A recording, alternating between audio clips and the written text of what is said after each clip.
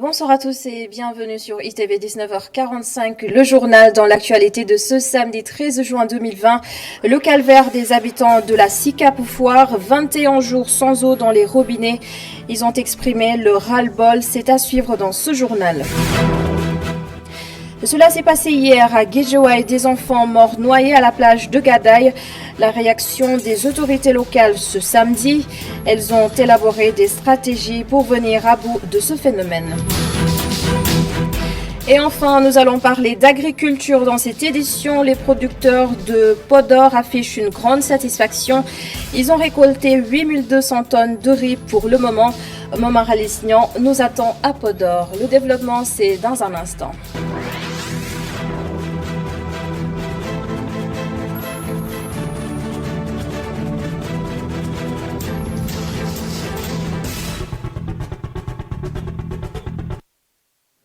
Ça sonne comme une piqûre de rappel. Le coronavirus est toujours là. En témoignent les chiffres du jour. 4 décès enregistrés aujourd'hui, en plus de 145 nouvelles contaminations. Les précisions de Dr Aloïse Walidjouf. Sur 1378 tests réalisés, 145 sont revenus positifs, soit un taux de positivité de 10,5%. Les cas positifs sont répartis comme suit. 99 cas contacts suivis par nos services, 27 cas importés à l'AIBD, 19 cas issus de la transmission communautaire répartis comme suit.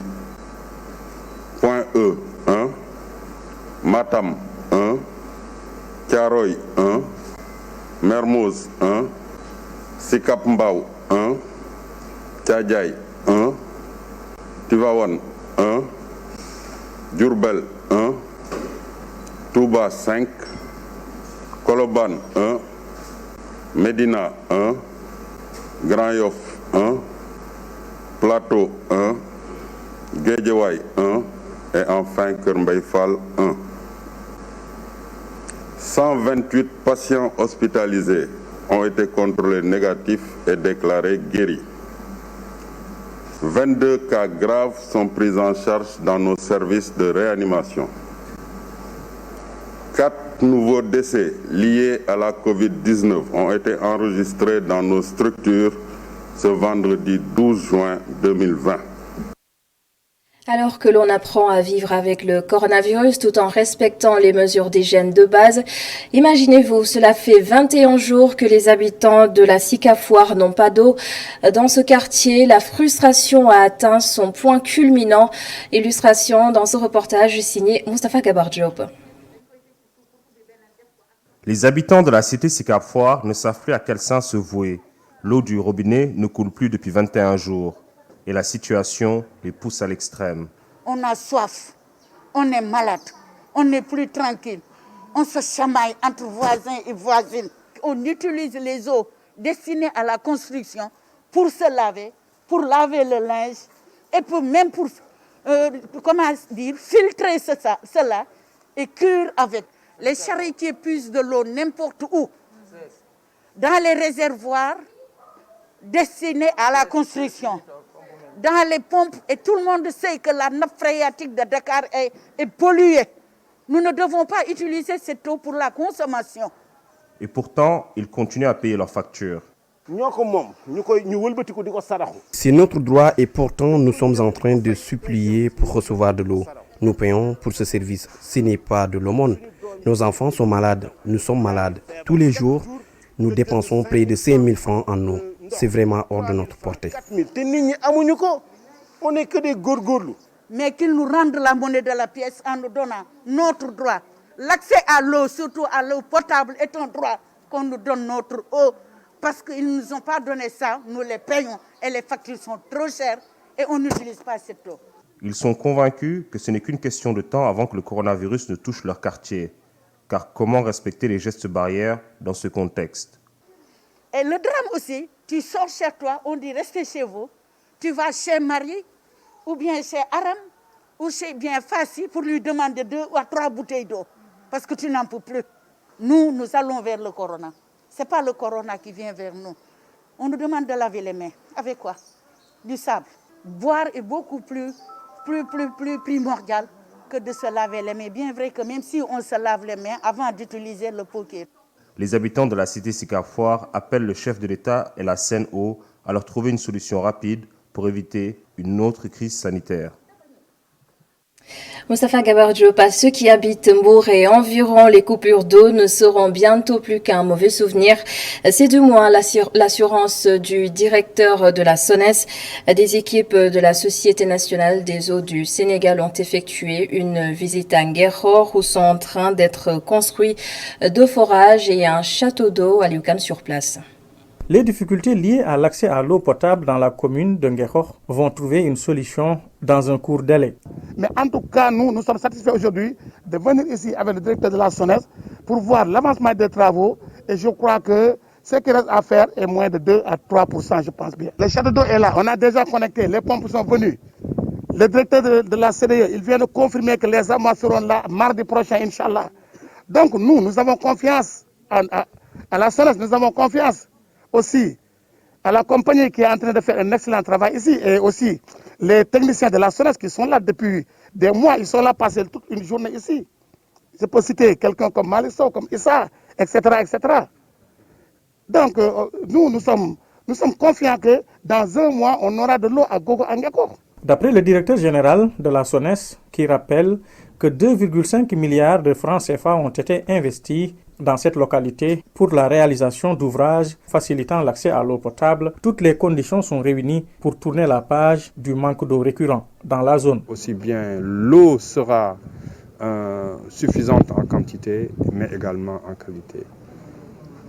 Les travaux sont très avancés, vous l'avez noté. Il reste encore quelques réglages techniques à faire. L'entreprise nous a rassurés quant à leur achèvement d'ici quelques semaines. L'occasion est saisie par le patron de la SONES pour rassurer sur la qualité de l'eau et la réduction de son coût au mètre cube. Alukan, merci beaucoup et je l'annonçais en titre, des enfants sont morts noyés à la plage de Gadaï à Guédiawaye hier et leurs corps sont toujours portés disparus. Au lendemain de ce drame, les autorités des communes de Wakinan, Nimzat et Ndiarem Limamoulaye ont dévoilé leur stratégie de lutte contre la fréquentation de ces plages. Mamadou Lamine Fati nous en dit plus. La recrudescence des cas de noyade inquiète la population de Guédiawaye. Les autorités de la commune de Wakinan Nimzat ont mis en place des stratégies de lutte pour faire face à cette peur. Donc notre objectif, c'est d'abord, parce qu'on ne peut pas retenir les jeunes dans les maisons parce qu'il fait excessivement chaud. Mais il y a un autre phénomène qui s'y ajoute, c'est la pandémie. Donc on doit essayer de juguler l'utile à l'agréable tout en respectant les gestes barrières dictés par les autorités sanitaires. Mais aussi on va essayer d'installer des jeunes qui vont être des volontaires de brigade de surveillance qui peuvent sensibiliser les jeunes qui viendront fréquenter la plage en les dictant de respecter d'abord le port de masque, de respecter les gestes barrières, ainsi de suite. Ça, nous le faisons parce que tout simplement, nous savons qu'il y a des cas de noyade qui commencent à prendre de l'ampleur. Donc, il faudra automatiquement réagir à chaud. Pour lutter contre ces cas de noyade, l'édile de la commune de Ndiarem Limamoulaye veut l'implication de tous les acteurs, surtout des jeunes. Pour sensibiliser, interdire l'accès, il faudrait que les enfants soient au milieu. Mais en relation avec les autorités locales et administratives, que ces enfants puissent prendre en charge ce problème de sensibilisation. De faire une bonne sensibilisation pour d'abord barrer la route à la maladie, mais également barrer la route aux enfants qui veulent aller à la plage, étant entendu que la plage de Guédiawaye est une plage extrêmement dangereuse et c'est une plage qui tue nos enfants et nous n'avons pas envie de perdre nos enfants. On va s'organiser avec un corps de volontaires pour sensibiliser, dissuader et maintenant le reste du travail va devoir se faire dans les quartiers en mettant au centre les enfants eux-mêmes qui vont prendre en charge leur propre destinée, qui vont prendre en charge leur propre combat et qui seront encadrés par les autorités locales que nous sommes et les autorités administratives de ce pays. En moins de 24 heures, 7 cas de noyade ont été signalés. Malgré l'hécatombe, Des jeunes ont manifesté pour avoir l'accès à la plage. Cette même plage de golf à Gadaï est pourtant interdite à la baignade. L'actualité, c'est aussi ce réseau de trafiquants démantelé à Touba. La police de Ngouiminda a ainsi saisi 7 tonnes de riz impropre à la consommation. Un membre de cette bande arrêté et l'enquête se poursuit. Les détails dans cette correspondance signée Gouranaklo et Tiernofaï. La police de Gouimbine a mis la main sur un important stock de riz impropre à la consommation. Selon le lieutenant Moussa Faye, 7 tonnes de riz impropre et reconditionné a été saisi par les Pandores à Garbundao. Ça fait des jours, on avait des relations, des informations qui faisaient état d'un vaste réseau de reconditionnement de riz. Alors on a fait les recoupements et effectivement le gars était en train toujours de s'atteler à ce travail illicite-là. Maintenant, avant-hier, on est allé sur le terrain puisque la source nous avait déjà dit qu'il était en train de travailler. Donc on les a pris la main dans le sac puisqu'il était en train effectivement de reconditionner le riz ainsi que celui qui l'aidait à mettre à coudre les sacs. C'est ici à Garbundao. Le lieutenant d'ajouter que seule une personne est mise aux arrêts et déférée au parquet de Mbaké. Non, il n'y a que le principal teneur, et celui qui l'aidait à coudre, à ensager les sacs au parquet de Mbaké. Oui. Tromperie sur la qualité et l'espèce. Alerté, la police a réussi à démanteler la bande de trafiquants qui a déjà trompé la vigilance des services de contrôle.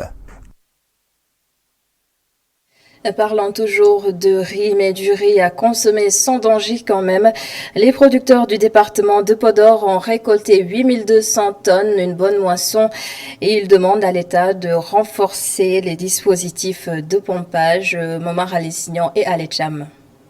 C'est sous une forte canicule que la SAED a effectué une tournée dans les périmètres rizicoles du département de Podor. Cette tournée avait un double objectif. Un premier objectif donc pour un peu faire l'évaluation de la campagne de saison sèche chaude. Et un deuxième objectif, c'est aussi sensibiliser, informer les agriculteurs pour la campagne d'hivernage prochaine. Très satisfaits de l'encadrement de la SAED qui leur a permis d'emblaver d'importantes superficies, les producteurs ont quand même invité la direction générale de la SAED à résoudre certaines difficultés. Quand vous regardez les aménagements hydro-agricoles de la SAED dans le département de Podor, on est à environ 30 000 hectares, donc il reste beaucoup. Il y a des installations comme par exemple la station pompage de Nyanga, c'est une station qui date de 1974 jusqu'à présent. Des doléances qui ne sont pas tombées dans l'oreille des sourds. Et si on rapporte même cette superficie aménagée aujourd'hui à la population donc, du département de Podor, on voit que le foncier ramené donc par habitant est extrêmement faible. Et alors c'est ça qui justifie qu'au niveau de Podor, il faudrait qu'on améliore de manière très sensible donc, la base productive. Donc ce qu'on constate, c'est que dans certains périmètres, donc, les ressources financières qui permettent vraiment de renouveler ces pompes n'existent pas. Alors on est en train de réfléchir pour voir comment renouveler donc, ce parc d'électropompes. Par ailleurs, les riziculteurs de Podor peuvent aussi garder le sourire avec l'arrivée prochaine de moissonneuses-batteuses pour accentuer le rythme des récoltes. Les premières moissonneuses-batteuses vont arriver à partir de la semaine prochaine et nécessairement, impérativement, je dirais que Podor aura donc un quota. Autorités de la SAED et producteurs continuent de conjuguer leurs efforts pour contribuer à la souveraineté alimentaire du Sénégal. Et dans le reste de l'actualité, l'âge Malick Gueye du Grand Parti évalue la démocratie au Sénégal. Elle est en chute libre selon lui. Et bientôt, la loi de réhabilitation qui permet au président de la République de prendre des décisions en lien avec la pandémie. Bientôt, cette loi va arriver à terme. Et l'âge Malick Gueye propose la relance du débat parlementaire. Regardez. L'Assemblée, normalement, devrait reprendre à partir du mois de juillet. Mais comme ça coïncide avec les vacances parlementaires, c'est sûr que l'Assemblée reprendra au mois d'octobre. L'impact du Covid a fait qu'il n'y a pas de débat d'orientation parlementaire. Il n'y a pas eu cette année de loi des finances rectificatives. Vous avez vu l'ordonnance qui a été signée par le président de la République. Et moi, je dis que cette ordonnance devait être inclusive. On devait au moins convoquer la commission qui s'occupe du budget des finances de l'Assemblée nationale, parce que ça engage des virements de crédit sur des ministères, de l'argent qu'on doit sur les charges non réparties. L'Assemblée aujourd'hui doit regarder ce qui se passe dans le Covid, le fonds de Covid, comment l'argent est distribué, les banques qui financent les entreprises, comment ces banques les financent, parce qu'il y a des choses qui ne sont pas tout à fait claires par rapport aux 200 milliards que l'État a donné comme fonds de garantie aux banques. Est-ce que les banques sont en train d'exécuter le financement? Est-ce que les entreprises bénéficient de ce fonds? Ça, c'est des questions qui nécessitaient quand même un travail complémentaire avant d'aller vers l'ouverture de la session au mois d'octobre. Et c'est la fin de ce journal. Merci de l'avoir suivi. Merci également à toute l'équipe de la régie et bonne suite des programmes sur ITV. Je vous donne rendez-vous demain, 19h45, un autre journal dans la totale. Bonsoir.